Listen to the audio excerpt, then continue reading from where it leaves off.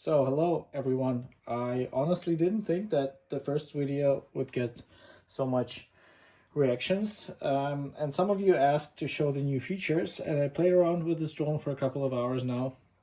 And here is what I found out. First of all, which is really cool, is the moment you fold out the arms, it turns on automatically and it shakes the gimbal like a dog after being washed. So watch this. I didn't press anything and it's on straight away. The RC2 is probably known. What I found out, the new thing is there is a button to put the gimbal into vertical mode.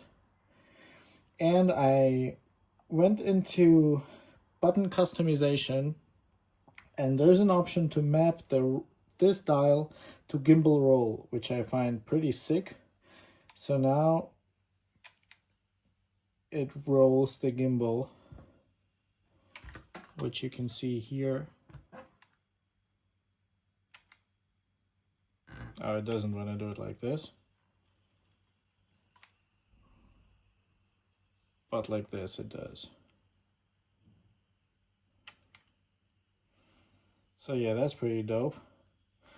And then the other button here, C1, is mapped to camera settings, which I find pretty useful. That was on the old drone, the Mavic 3 Pro as well. And the other one, the C2,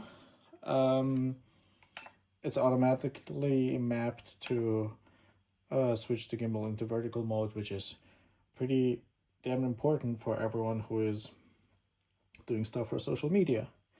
So yeah, that's it. I'm gonna go to the Alps tomorrow and film some pretty cool stuff at sunrise and share some footage for that.